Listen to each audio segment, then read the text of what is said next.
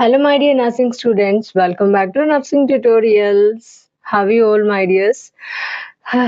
Today is very special day for me because from the past 2 years, you all are learning from my voice, videos, and notes. But today, finally, I'm here in front of you all, my dears. And I'm really happy and so much of excited to share that our channel has recently got monetized. This achievement is not mine, it's completely ours. Thank you all. Thank you so much for trusting me, supporting me, and being a part of this journey. ఇంతవరకు success అవుతుందని నేనైతే అస్సలు అనుకోలేదు. This happened only because of you all. Thank you so much, each and every one of my subscribers, family, students, friends, everyone. So that's why I decided to make our learning journey more better, clear, and more interactive way by teaching face to face. అందుకే ఈ video anatomy classes ఎప్పటి నుంచి అయితే start చేస్తానో so anatomy classes తోనే నా self introduction along with classes ని కూడా స్టార్ట్ చేద్దాం అనుకుంటున్నాను. As a part of it, today I'm here to introduce myself to you all. This is my first ever video, right? So feeling somewhat nervous. Maybe it will be corrected in further videos. ఈ వీడియోతో అయితే మీరు ఎప్పుడా అని అడుగుతున్నారు కదా, ma'am నాకు anatomy physiology చెప్పండి, మ్యామ్ నాకు ఫిజియాలజీ కావాలి, అనాటమీ నోట్స్ కావాలి, ఇలా చాలా కమెంట్స్ చేస్తున్నారు కదా. సో ఆ కమెంట్స్ అన్నిటికీ రిప్లైగా ఈ రోజు ఈ వీడియోలో అనాటమీ క్లాసెస్ అయితే స్టార్ట్ చేసేద్దాం. బికాస్ ఎగ్జామ్స్ కూడా దగ్గర పడుతున్నాయి కదా. I already share previous papers of anatomy and physiology. మీలో ఎవరైనా ఇంకా చూడకపోతే టెలిగ్రామ్ ఛానల్ లింక్ ని కూడా నేను డిస్క్రిప్షన్ లో ఇస్తాను, ఒకసారి చూడండి. ఎనాటమీ అంటే చాలా కష్టంగా ఉంది కదా, అంటే చదువుకోవడానికి ఎలా స్టార్ట్ చేయాలి అండ్ స్ట్రక్చర్స్ ఎలా గుర్తుపెట్టుకోవాలి, ఈజీగా మెమోనిక్స్ ని ఏ విధంగా యూజ్ చేయాలి అని వాటన్నిటిని క్లియర్ చేసే విధంగా నేనైతే మోస్ట్ సింపుల్ అండ్ ఈజియెస్ట్ వేలో అయితే మీ అందరికీ ఎనాటమీ నేర్పించేస్తాను. ఎనాటమీ అనేది just not a subject my dears, it's foundation for our nursing. అర్థమవుతుందా? If you understand it's well, it makes everything easy. మీరు దాన్ని కరెక్ట్ గా అర్థం చేసుకుంటే ఫర్దర్ గా మనకి ఈచ్ అండ్ ఎవ్రీథింగ్ అనేది ఈజీ అయిపోతుంది. సో అనాటమీ పర్ఫెక్ట్ గా నేర్చుకోవడం చాలా ఇంపార్టెంట్. ఐ హోప్ మీకు అర్థమయ్యే విధంగా ఈజీ అండ్ సింపుల్ వేలో అయితే అనాటమీని టీచ్ చేయగలుగుతాను అనుకుంటున్నాను. సో మీ ఫీడ్బ్యాక్ ఏంటి అనేది క్లాస్ అయిపోయిన తర్వాత నాకు షేర్ చేసుకోవడం అయితే మర్చిపోవద్దు.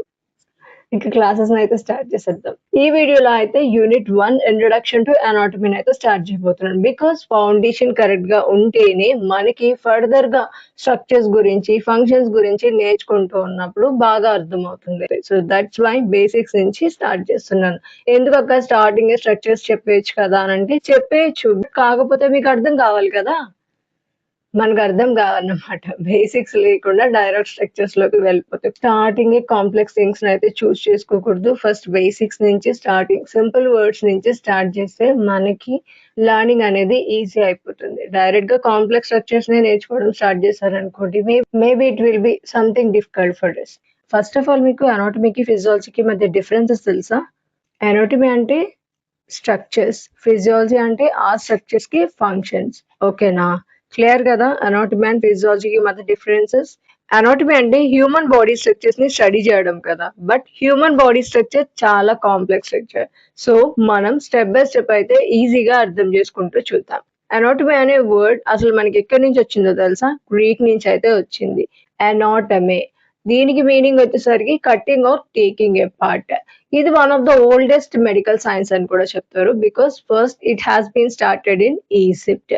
లేటర్ తర్వాత Hippocrates, who is called father of medicine, దీని యొక్క డెవలప్మెంట్ లో మేజర్ రోల్ అయితే ప్లే చేశారు. అండ్ ఈ వర్డ్ ని ఫస్ట్ యూజ్ చేసిన పర్సన్ అరిస్టాటిల్.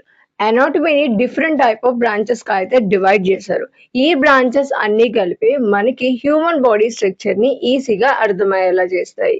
సో ఆ బ్రాంచెస్ ఏంటి అనేది నేను ఇక్కడ స్లైడ్ లో లిస్ట్ అవుట్ చేశాను, చూడండి. ఫస్ట్ ఏముంది అక్కడ? Clinical anatomy. క్లినికల్ అనాటమీ అంటే మనం మెడికల్ ప్రాక్టీస్ లో యూజ్ చేసేది. Based on the signs and symptoms diagnose చేయడానికి ఈ క్లినికల్ అనాటమీని అయితే యూజ్ చేస్తారు. Next one is gross anatomy. Gross anatomy అంటే మన యొక్క నేకెడ్ ఐతో మనం చూడగలిగే స్ట్రక్చర్స్ ని స్టడీ చేయడం. అర్థమైందా? సో కంటితో చూసే స్ట్రక్చర్స్ ని మన యొక్క naked I, without any equipment, microscope అసలు ఏం లేకుండా నేకెడ్ ఐతో మనం చూడగలిగే స్ట్రక్చర్స్ ని స్టడీ చేయడాన్ని గ్రాస్ అనాటమీ అని అంటాం. Next is systemic anatomy. Systemic anatomy అంటే బాడీని సిస్టమ్స్ వైజ్ గా డివైడ్ చేసి స్టడీ చేయడం. Like nervous system, reproductive system, urinary system, cardiovascular system, respiratory system etcetera. Okay, next regional anatomy. Regional anatomy అని అంటే బాడీని రీజన్స్ వైజ్ డివైడ్ చేసి study చేయడం. Like head, thorax, abdomen, pelvis, upper limb, lower limb ఇలా అన్నమాట. Next functional anatomy. Functional అనాటమీలో structure and functions కి మధ్య రిలేషన్షిప్ ని స్టడీ చేయడం.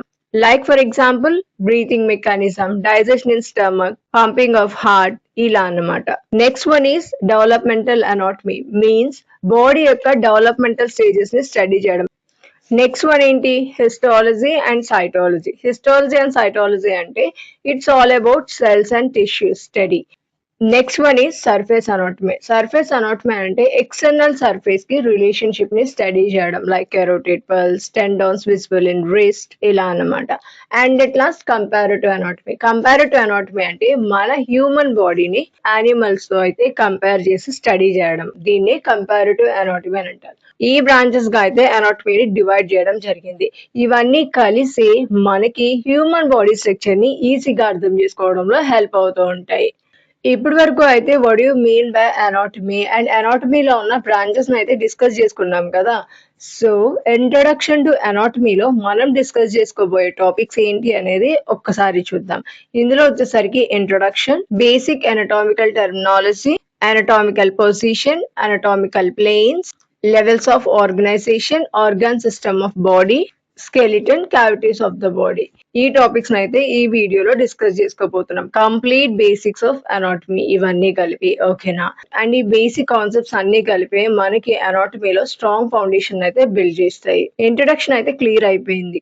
సో ఇప్పుడు టాపిక్ 2 బేసిక్ anatomical టెర్మినాలజీకి అయితే మూవ్ అయిపోదాం. ఈ పార్ట్లో అయితే మనం anatomical positions, other positions, anatomical planes, directional term, movement terms. First మనం నెంబర్ 1 anatomical పొజిషన్ నుంచి అయితే స్టార్ట్ చేద్దాం. anatomical positions. అనాటమీలో మన బాడీని డిస్క్రైబ్ చేయడానికి ఒక స్టాండర్డ్ పొజిషన్ అయితే యూజ్ చేస్తారు. దాన్నే anatomical పొజిషన్ అని అంటాం. ఆ పొజిషన్ ఎలా ఉంటుంది అనేది నేను ఇక్కడ స్లైడ్ లో డిస్ప్లే చేస్తున్నాను చూడండి బ్యాక్గ్రౌండ్ లో. So this is the anatomical position అన్నమాట.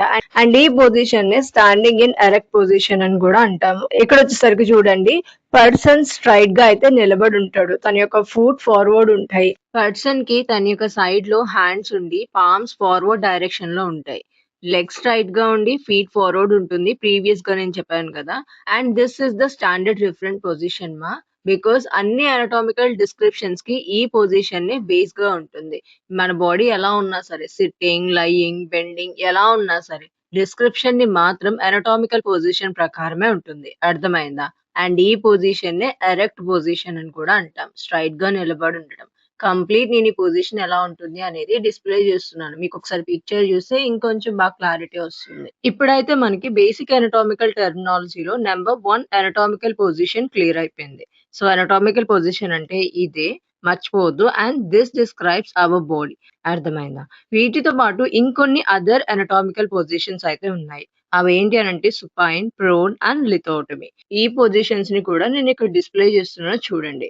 సుపైన్ వచ్చేసరికి పర్సన్ స్ట్రైట్ గా పడుకొని ఉంటాడు. తన యొక్క బ్యాక్ మీద, ఓకేనా, ఫేస్ అనేది అప్వర్డ్ ఉంటుంది అనమాట. Next one is prone position. Prone position లో వచ్చేసరికి పర్సన్ ఇక్కడ కూడా స్ట్రైట్ గానే పడుకొని ఉంటాడు. కాకపోతే సుపైన్ లో బ్యాక్ డౌన్ వచ్చేసి ఫ్రంట్ ఫేస్ అనేది అప్వర్డ్ ఉంటుంది కదా. ప్రోన్ లో వచ్చేసరికి ఫేస్ డౌన్వర్డ్ కి వెళ్ళి బ్యాక్ అనేది అప్వర్డ్ లో ఉంటుంది అనమాట. And at last lithotomy. ఇక్కడ వచ్చేసరికి పర్సన్ సుపైన్ లో పడుకొని ఉండి, అంటే ఫ్రంట్ గే ఉంటుంది ఫేస్, అవన్నీ బ్యాక్ మీద పడుకొని ఉంటాడు. హిప్స్ అండ్ నీస్ మాత్రం బెండ్ అయి ఉంటాయి. ఈ పొజిషన్ అర్థం కావాలి అని అంటే మీరు కంపల్సరీ పిక్చర్ చూడాలి. సో ఆ పిక్చర్ ని చూడండి. బేసికల్లీ ఇది డెలివరీస్ కి అయితే యూజ్ చేస్తూ ఉంటారు. నార్మల్ వెజైనల్ డెలివరీస్ కండక్ట్ చేయడానికి ఈ లిథోటమీ పొజిషన్ అయితే యూజ్ చేస్తారు. Okay, and these are the other positions. anatomical positions with other anatomical positions అయితే క్లియర్ అయిపోయాయి. ఇప్పుడైతే మనం టాపిక్ 2 లో నెంబర్ 3 అయిన anatomical ప్లేన్స్ కి మూవ్ అయిపోదాం. సింపుల్ గా అర్థం చేసుకోవడానికి చూడండి, క్లియర్ గా చెప్తాను. అనాటమీలో బాడీని డిస్క్రైబ్ చేయడానికి anatomical పొజిషన్స్ ని యూజ్ చేస్తే, మన బాడీని స్టడీ చేయడానికి ఈ ప్లేన్స్ అయితే యూజ్ చేస్తారు. అవే anatomical ప్లేన్స్. టోటల్ మనకి 4 టైప్స్ ఆఫ్ ప్లేన్స్ అయితే ఉన్నాయి. అవేంటి అంటే number 1 median plane, 2 sagittal plane, 3 coronal plane and at last transverse plane. ఇప్పుడు one by one of it అయితే డిస్కస్ చేద్దాము. First start with median plane. Median plane వచ్చేసరికి మీరు అక్కడ చూడండి, నేను చూపిస్తున్నాను కదా, బాడీని 2 ఈక్వల్ పార్ట్స్ కింద మిడిల్ లోకి అయితే డివైడ్ చేస్తారు ఈ మీడియన్ ప్లేన్ లో. అర్థమవుతుందా? సో మీడియన్ అంటే ఎగ్జాక్ట్ సెంటర్ పార్ట్ మనకి 2 equal half right and left 2 equal parts కింద అయితే డివైడ్ అవుతుంది ఈ మీడియన్ ప్లేన్ ద్వారా. Next number 2 sagittal plane. Sagittal plane లో కూడా 2 పార్ట్స్ కింద డివైడ్ చేస్తుంది బాడీని రైట్ అండ్ లెఫ్ట్, బట్ కాకపోతే అన్ఈక్వల్ పార్ట్స్. అర్థమైందా? మీడియన్ లో చూసుకుంటే మనకి ఇక్కడ బోత్ పార్ట్స్ ఈక్వల్ ఉంటే సెగేటల్ ప్లేన్ లో బోత్ పార్ట్స్ ఈక్వల్ ఉండవు, ఒకటి ఎక్కువ ఉంటుంది ఇంకొకటి తక్కువ ఉంటుంది అనమాట. అంటే కొంచెం మీడియన్ కి కొంచెం పక్కగా పార్ట్స్ అనేది డివైడ్ అవుతాయి. అర్థమైందా? అండ్ ఈ సగేటల్ ప్లేన్ 2 పార్ట్స్ కింద సబ్ డివైడ్ అయింది. Number 1 mid sagittal, next parasagittal. Mid sagittal వచ్చేసరికి ఎగ్జాక్ట్ సెంటర్ లోకి అయితే ప్లేన్ ఉంటుంది. ఎగ్జాక్ట్ సెంటర్ లో 2 ఈక్వల్ పార్ట్స్ కింద బాడీని డివైడ్ చేస్తుంది. పారాసగేటల్ వచ్చేసరికి సెంటర్ కి కొంచెం పక్కన అంటే లాటరల్ గా అయితే మన బాడీ డివైడ్ అవుతుంది. అర్థమైందా? సో ఎగ్జాక్ట్ మిడిల్ కాకుండా కొంచెం పక్కకి ఇదైతే 2 ఈక్వల్ పార్ట్స్ కింద డివైడ్ చేస్తుంది పారాసగేటల్ లో. ఓకే, సెకండ్ వన్ కంప్లీట్ అయిపోయింది. Third plane is coronal plane. Coronal plane బాడీని పోస్టీరియర్ అండ్ యాంటీరియర్ పార్ట్స్ కి అయితే డివైడ్ చేస్తుంది. యాంటీరియర్ వచ్చేసరికి మన ఫ్రంట్ పార్ట్ అంటే ఫేస్ సైడ్ ఉంది కదా, సో ఈ ఫేస్ సైడ్ అంతా యాంటీరియర్ పార్ట్ లోకి వస్తుంది.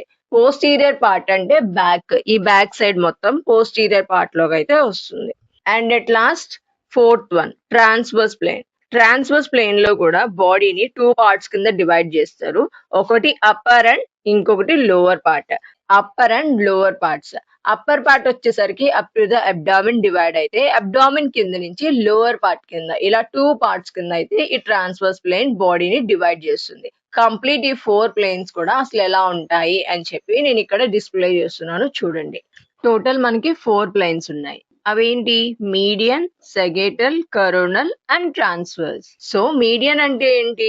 కరెక్ట్ గా ఎగ్జాక్ట్ సెంటర్ లోకి అయితే బాడీని 2 ఈక్వల్ పార్ట్స్ కింద డివైడ్ చేస్తారు. సెగేటల్ అంటే బాడీని ఇది కూడా 2 పార్ట్స్ కింద డివైడ్ చేస్తుంది కానీ అన్ఈక్వల్ హాఫ్స్. ఇది 2 టైప్స్ కింద సబ్ డివైడ్ అయింది, mid sagittal and parasagittal. Mid sagittal is exact centre, parasagittal is కొంచెం సెంటర్ కి పక్కన అయితే బాడీని డివైడ్ చేస్తుంది. Third one is coronal plane. Coronal plane లో బాడీ యాంటీరియర్ అండ్ పోస్టీరియర్ కింద డివైడ్ అవుతుంది. యాంటీరియర్ అంటే మన ఫేస్ పార్ట్, పోస్టీరియర్ అంటే బ్యాక్ పార్ట్. ట్రాన్స్వర్స్ ప్లేన్ లో అప్పర్ అండ్ లోవర్ పార్ట్స్ కింద అయితే బాడీ డివైడ్ అవుతుంది. Upper part and lower part. Upper లోకి వచ్చేసరికి అప్ టు ద అబ్డామిన్ తీసుకుంటే అబ్డామిన్ కింద నుంచి లోవర్ పార్ట్స్, ఇలా 2 పార్ట్స్ కింద అయితే మనకి ట్రాన్స్వర్స్ ప్లేన్ లో డివైడ్ అవుతుంది. అనటామికల్ ప్లేన్స్ కూడా ఫినిష్ అయిపోయినాయి. నెక్స్ట్ మనం నెంబర్ 4 డైరెక్షనల్ టర్మ్స్ కి అయితే మూవ్ అయిపోదాం. మనం డైరెక్షనల్ టర్మ్స్ ని డిస్కస్ చేద్దాం. బాడీ పార్ట్స్ యొక్క పొజిషన్ ని డిస్క్రైబ్ చేయడానికి ఈ డైరెక్షనల్ టర్మ్స్ అయితే యూజ్ చేస్తారు. సో అవేంటి, ఎలా ఉంటాయి, ఎక్కడి నుంచి ఏ డైరెక్షనల్ టర్మ్ అనేది ఇప్పుడు క్లియర్ గా మీకు అందరికైతే చూపిస్తాను. ఆల్రెడీ స్లైడ్ లో డిస్ప్లే చేస్తున్నాను. అలాంగ్ విత్ దట్ నేను కూడా మీకు అసలు డైరెక్షనల్ టర్మ్స్ ఎక్కడి నుంచి స్టార్ట్ అవుతాయి అనేది కూడా చెప్తాను. ఓకే, ఫస్ట్ ఈ సుపీరియర్ అండ్ ఇన్ఫీరియర్. సుపీరియర్ వచ్చేసరికి హెడ్ సైడ్ ఉండే పార్ట్, ఇట్లా అప్పర్ పార్ట్ ని సుపీరియర్ అని అంటాం. కింద మనకి లెగ్స్ దగ్గర ఉంటుంది కదా మన యొక్క ఫుట్ దగ్గర, దాన్ని ఇన్ఫీరియర్ అని అంటాం. సో సుపీరియర్ వచ్చేసరికి అప్పర్ పార్ట్ ని, ఇన్ఫీరియర్ వచ్చేసరికి లోవర్ పార్ట్ ని అనమాట. Next one is anterior and posterior. Anterior అంటే ఇట్లా ఫ్రంట్ పార్ట్ ని యాంటీరియర్ అని అంటాం. పోస్టీరియర్ వచ్చేసరికి మన యొక్క బ్యాక్ ని పోస్టీరియర్ అని అంటాం. ఓకే, సుపీరియర్ అంటే అప్పర్ పార్ట్, ఇన్ఫీరియర్ అంటే లోవర్ పార్ట్, యాంటీరియర్ అంటే ఇట్లా ఫ్రంట్, పోస్టీరియర్ అంటే బ్యాక్. సో ఇది అయిపోయింది కదా. నెక్స్ట్ వచ్చేసరికి మీడియన్ అండ్ లేటరల్. మిడిల్ వచ్చేసరికి ఇట్లా బాడీ యొక్క సెంటర్ పార్ట్ ని మీడియన్ ఆర్ మిడిల్ అని అంటాం. నెక్స్ట్ లేటరల్ వచ్చేసరికి సెంటర్ కి కొంచెం పక్కన ఇట్ సైడ్ ఇయర్స్ ఉన్నాయి కదా, దీన్ని లేటరల్ పార్ట్ అని అంటాం. అంటే ఎగ్జాక్ట్ సెంటర్ కాకుండా సెంటర్ కి కొంచెం పక్కగా ఉన్నదంతా కూడా లేటరల్ పార్ట్ కిందకే వస్తుంది. నోస్ చూడండి, సెంటర్ లో ఉంది కాబట్టి ఈ పార్ట్స్ అన్ని కూడా ఎగ్జాక్ట్ సెంటర్ లోకి వస్తూ ఉంటాయి. ఇయర్స్, హ్యాండ్స్ ఇవన్నీ కూడా లేటరల్ పార్ట్ లోకి వస్తూ ఉంటాయి. Next one is proximal and distal. Proximal అంటే ఇది మనకి బాడీకి దగ్గరగా ఉంది కదా, సో బాడీకి దగ్గరగా ఉండే పార్ట్ ని ప్రాక్సిమల్ అని అంటాం. బాడీకి దూరంగా ఉండేదాన్ని డిస్టల్ అని అంటాం. సో బాడీకి దగ్గరగా ఏముంది, ఇట్ సైడ్ బాడీకి దగ్గరగా మన షోల్డర్స్ ఉన్నాయి, బట్ హ్యాండ్స్ చూడండి బాడీకి దూరంగా ఉంటాయి కదా, సో షోల్డర్స్ పార్ట్ నేమో ప్రాక్సిమల్ అని అంటాము. హ్యాండ్స్ అండ్ ఫింగర్ స్టార్ట్ అయ్యే పార్ట్ ని డిస్టల్ అని అంటాం. Upper part is proximal and lower ఇంకా డౌన్వర్డ్ అయ్యే పార్ట్ ని డిస్టల్ అని అంటాం. Next is superficial and deep. Superficial వచ్చేసరికి అవుటర్ మోస్ట్ సర్ఫేస్ ని సూపర్ఫిషియల్ అని అంటాం.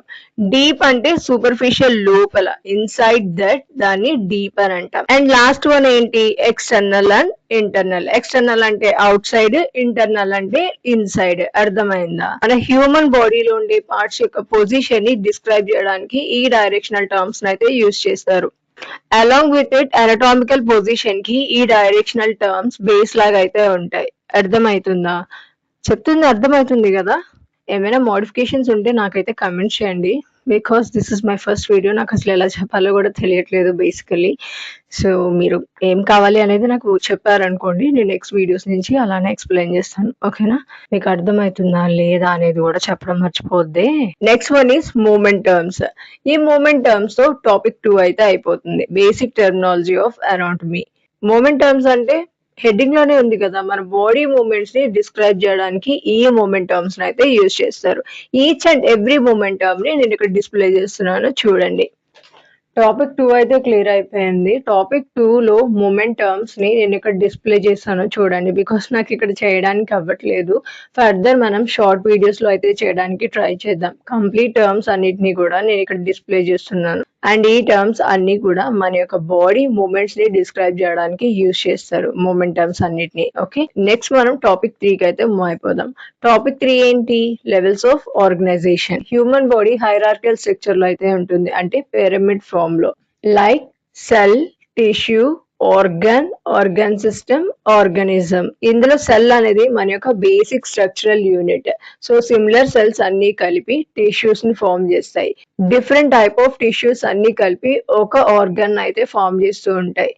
ఈ గ్రూప్ ఆఫ్ ఆర్గన్స్ అన్ని కలిపి ఆర్గాన్ సిస్టమ్ ని ఫామ్ చేస్తాయి. అన్ని సిస్టమ్స్ కంప్లీట్ అయిన తర్వాత ఒక ఆర్గానిజం అనేది ఫామ్ అవుతుంది. అర్థమైందా?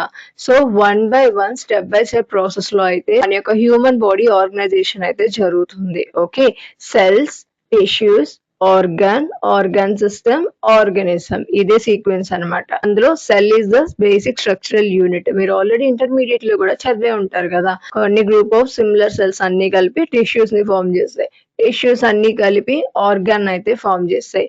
సో నెక్స్ట్ ఆర్గన్స్ అన్ని కలిపి ఆర్గాన్ సిస్టమ్ గా అయితే ఫామ్ అవుతాయి. అన్ని ఆర్గాన్స్ కంప్లీట్ అయిన తర్వాత ఆర్గానిజం అనేది ఫామ్ అవుతుంది. నెక్స్ట్ మనం టాపిక్ 4 అయితే డిస్కస్ చేద్దాం, organ systems of body. Total మనకి 11 ఆర్గాన్ సిస్టమ్స్ అయితే ఉన్నాయి. One by one of it మనం అయితే జస్ట్ షార్ట్ ఫామ్ లో అయితే చూద్దాం, బికాస్ లేటర్ మనం సిస్టమ్స్ ని డిస్కస్ చేసుకుంటాం కదా, అప్పుడు క్లియర్ అండ్ క్లారిఫైడ్ ఫామ్ లో టీచ్ చేస్తాను. బట్ అట్ ప్రెసెంట్ బేసిక్స్ కాబట్టి అసలు ఆ సిస్టమ్ ఏంటి, ఆ సిస్టమ్ లో ఇంక్లూడ్ అయిన థింగ్స్ ఏంటి అనేది మాత్రమే చూద్దాం. First one is integumentary system. Integumentary system అంటే స్కిన్, హెయిర్, నెయిల్స్ అన్నమాట. ఇది మనకి ప్రొటెక్టివ్ సిస్టమ్ లా అయితే ఉంటుంది. నెక్స్ట్ వన్ ఈ స్కెలిటల్ సిస్టమ్. స్కెలిటల్ సిస్టమ్ వచ్చేసరికి మన యొక్క బాడీకి ప్రొటెక్షన్ అండ్ సపోర్ట్ అయితే ఇస్తుంది. కంప్లీట్ బోనీ ఫ్రేమ్ వర్క్ అనమాట. ఈ స్కెలిటల్ సిస్టమ్ లో మనకి బోన్స్, కార్టిలేజ్, లిగమెంట్స్ ఇవన్నీ అయితే ఉంటాయి. టోటల్ బోన్స్ ఎన్ని, 206 కదా. Next muscular system. So muscular system మనకి మూమెంట్స్ కి అయితే హెల్ప్ చేస్తుంది. మస్కులర్ సిస్టమ్ లో ఇంక్లూడ్ అయ్యే పార్ట్స్ ఏంటి అంటే skeletal muscles, smooth muscles, cardiac muscles and tendons. Fourth one is nervous system, controls and coordination. Nervous system control and coordination లో అయితే మేజర్ రోల్ ని ప్లే చేస్తుంది. ఇందులో ఇంక్లూడ్ అయిన పార్ట్స్ ఏంటి అనంటే brain, spinal cord, nerves and sense organs.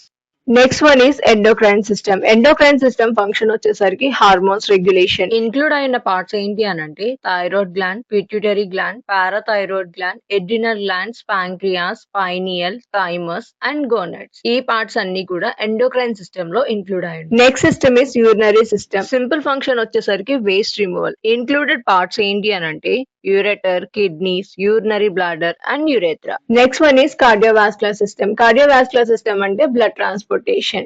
ఇందులో include అయిన పార్ట్స్ ఏంటి అని అంటే heart, blood and blood vessels. Next one is lymphatic system. Body's defence mechanism అంటే ఇమ్యూనిటీ. ఇంక్లూడ్ అయిన పార్ట్స్ ఏంటి అని అంటే lymph vessels, lymph nodes, thymus, tonsils and spleen. Next one is respiratory system. Function వచ్చేసరికి breathing mechanism. Included parts వచ్చేసరికి nose, nasal cavity, larynx, pharynx, trachea, bronchi and lung. Next one is digestive system. Digestive system యొక్క important function ఏంటి? Food processing ఏ కదా, food digestion ఏ కదా.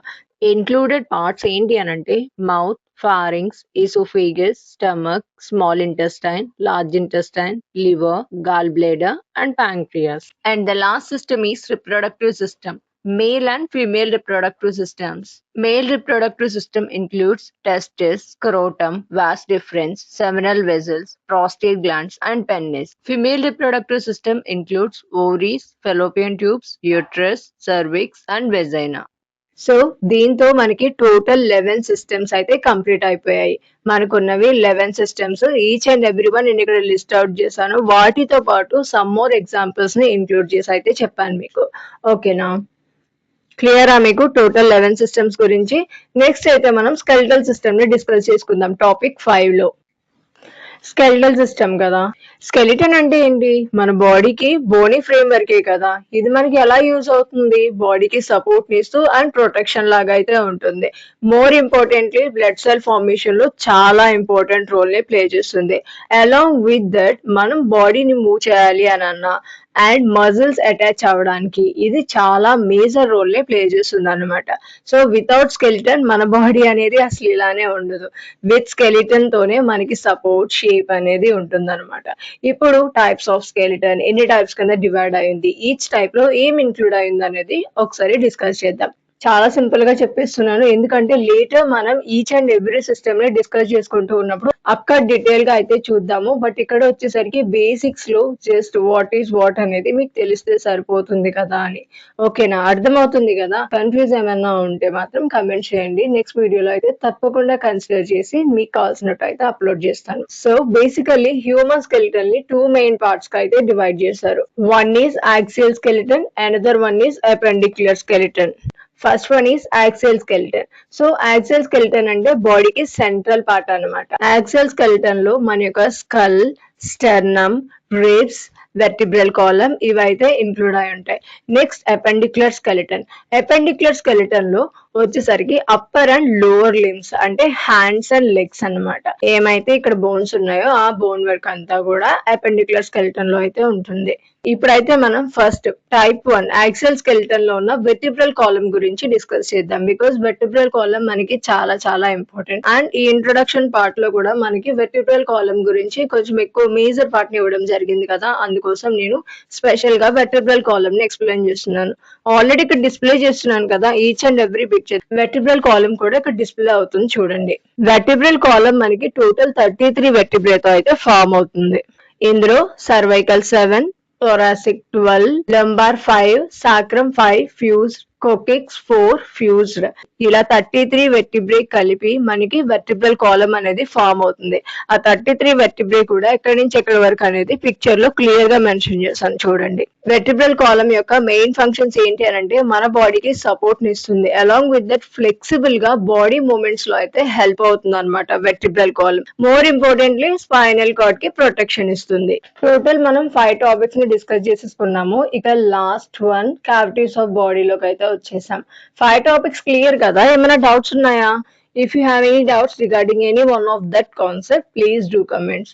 అసలు comments చేయడానికి ఆలోచించొద్దు. నేను ఇంకా డీటెయిల్ ఎక్స్ప్లెనేషన్ మీకు కావాలంటే కమెంట్స్ లోనే ఇచ్చేస్తాను, లేదు అని అంటే అనదర్ వీడియో అనేది అప్లోడ్ చేస్తాను. ఓకేనా?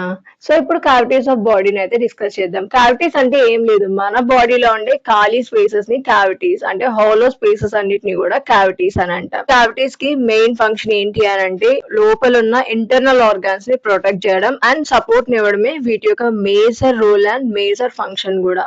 మెయిన్ క్యావిటీస్ ఏంటి అని అంటే cranial cavity, thoracic cavity, abdominal cavity, pelvic cavity. Cranial cavity చూడండి అక్కడ పిక్చర్ లో డిస్ప్లే చేస్తున్నాను కదా, మన యొక్క బ్రెయిన్ ని సపోర్ట్ చేస్తుంది. నెక్స్ట్ ఏంటి థొరాసిక్ క్యావిటీ. థొరాసిక్ క్యావిటీలో ఏమేమి ఉంటాయి, మన యొక్క హార్ట్ అండ్ లంగ్స్. సో ఈ క్యావిటీ హార్ట్ అండ్ లంగ్స్ అయితే కంటైన్ చేస్తుంది. Next abdominal cavity. అబ్డామినల్ క్యావిటీలో వచ్చేసరికి remaining stomach, liver, large intestine, small intestine ఇవన్నీ అయితే కంటైన్ చేస్తాయి. Last one is pelvic cavity. Pelvic క్యావిటీలో మనకి urinary bladder and reproductive system అయితే ఉంటుంది. అర్థమైందా? సో బాడీలో ఉండే హాలో స్పేసెస్ ని క్యావిటీస్ అని అంటాం. ఈచ్ క్యావిటీ మన బాడీలో ఉండే ఆర్గాన్స్ ని సపోర్ట్ చేయడానికి, ప్రొటెక్ట్ చేయడానికి, కంటైన్ చేయడానికి ఉన్నాయన్నమాట. క్రేనియల్ క్యావిటీలో బ్రెయిన్ ఉంటుంది. నెక్స్ట్ థొరాసిక్ క్యావిటీలో హార్ట్ అండ్ లంగ్స్, అబ్డామినల్ క్యావిటీలో liver, stomach, large intestine, small intestine etcetera ఈ ఆర్గాన్స్ అన్ని అయితే అబ్డామినల్ క్యావిటీలో ఉంటాయి. లాస్ట్ పెల్విక్ క్యావిటీలో urinary bladder and reproductive systems అయితే ఉంటాయి. అర్థమవుతుందా? అండ్ ఈ క్యావిటీస్ లో మీరు మోర్ ఇంపార్టెంట్ గా నోటీస్ చేయాల్సింది, గుర్తించుకోవాల్సింది ఏంటంటే క్రేనియల్ క్యావిటీయా, నెక్స్ట్ థొరాసిక్ క్యావిటీయా, థొరాసిక్ క్యావిటీ తర్వాత అబ్డామినల్ క్యావిటీ కదా. సో థొరాసిక్ క్యావిటీ డయాఫ్రామ్ వరకు ఉండి సో డయాఫ్రామ్ ద్వారా అబ్డామిన్ నుంచి అయితే సపరేట్ అయిపోద్ది అనమాట. అర్థమైందా? ఏ క్యావిటీకి ఆ క్యావిటీ సపరేట్, అన్ని అయితే కలిసిపోయి ఉండవు. Cranial cavity, next thoracic cavity diaphragm ద్వారా అబ్డామినల్ క్యావిటీ నుంచి సపరేట్ అవుతుంది. ఆ తర్వాత అబ్డామినల్ క్యావిటీని 9 రీజన్స్ ప్లస్ 4 క్వాడ్రన్స్ కి అయితే డివైడ్ చేయడం జరిగింది ఫర్ క్లినికల్ పర్పస్. ఓకేనా? ఆ తర్వాత అబ్డామినల్ క్యావిటీ అనేది స్టార్ట్ అవుతుంది. So, my dears, with this we have completed anatomy part of Unit 1. Thank you all. Thank you so much for your patience. We have cleared all the basic concepts in this video. If you have any doubts regarding anything, please do comments. And next అయితే organ systems గురించి classes అయితే start అవబోతున్నాయి. Stay tuned to Nursing Tutorials 99. Bye. Have a nice day. And ఈ video మీకు ఎలా అనిపించింది అనేది నాకైతే comment చేయడం మర్చిపోవద్దు. All the best for your exams and I will be there for you all in each and every segment of your nursing life. Thank you all. Thank you so much. We'll meet again in new video with next class.